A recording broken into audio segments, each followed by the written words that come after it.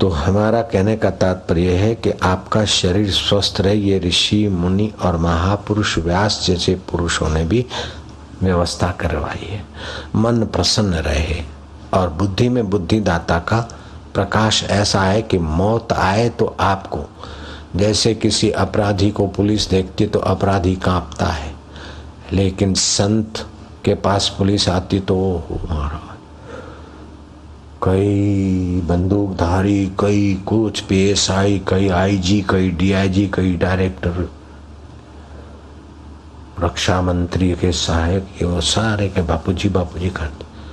तो जिनसे अपराधी डरते हैं उनसे संत और वरिष्ठ नेता तो नहीं डरते, वो से नेता और संतों की सेवा में लगते हैं।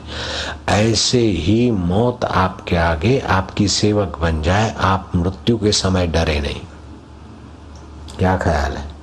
अपराधी पुलिस से डरता है, ऐसे ही हमारे जीवन में अगर कर्म ऐसे हैं तो हम अपराधी की नहीं जिएंगे, मौत से डरेंगे और मौत छोड़ेगी नहीं। तो पुलिस आती है तो अपराधी को बलपूर्वक ले जाती है, और नेता का जहाँ प्रोग्राम होता है या संत का, वहाँ पुलिस कोऑर्डिनेशन करती, व्यवस्था करती। ऐसे ही जहाँ संत का प्रोग्राम है, अतल में, तलातल में, रसातल में, वैंकुट में, जिधर भी जाने का उनका संकल्प है, तो मौत वो व्यवस्था करेगी, मैनेज करेगी। ऐसा जीवन जीना सीखो। मौत जबरन पकड़ के ले जाए मजबूरन, तो क्या खाक जिया तुम? जीवन जीना भी आर्ट है, और जीवन जीने की आर्ट आ गई तो मरने की भी आर्ट आपके जेब में ही आ जाएगी। जीवन जीने की आर्ट नहीं है, संग्रह करते गए, इधर उधर करते गए, खाने जैसा खाया, न खाने जैसा ठोकम ठोक करते गए, चिराते गए, ऑपरेशन कराते गए, फिर जो आया अशुद्ध खाया तो आपका विल पावर, ओज, तेज, पुण्य क्षीण हो जाएगा। फिर आप फालतू साधारण आदमी जैसे हाँके जाते हैं, ऐसे ही मौत के समय हाँके जाओगे। तो व्यास पूर्णिमा कहती है कि आपकी जीवन धारा ऐसी शैली हो कि आपके जीवन की सुंदर सुव्यवस्था हो। तो जो व्यवस्था बताने की ऊंची व्यवस्था करते हैं, व्यवस्था सिखाने की जो ऊंची व्यवस्था करते हैं, उन महापुरुषों को व्यास कहा गया है।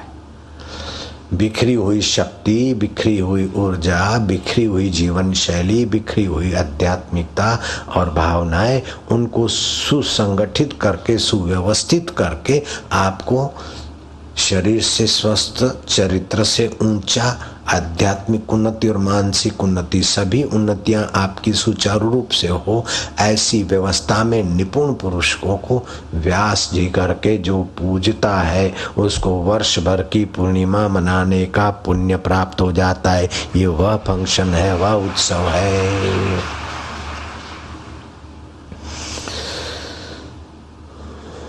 जैसे व्यास जी कहते हैं कि आप जो अच्छे कार्य करते हो, पवित्र कार्य करते हो, भक्ति के कार्य करते हो, गुरु दीक्षा लेते समय सात्विक कार्य, तो स्त्री आपके दाएं होनी चाहिए, जमणे होनी चाहिए।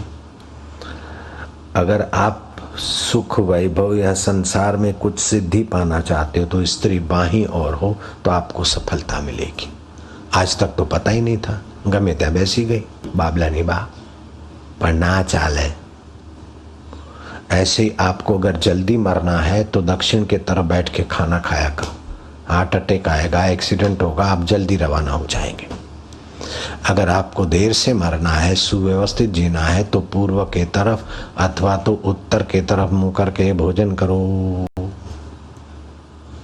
कितनी सुंदर व्यवस्था है। जल्दी मरना है तो उत्तर के तरफ सिर करके सो जाओ, और स्वस्थ रहना है तो दक्षिण के तरफ सिर करके सोया करो।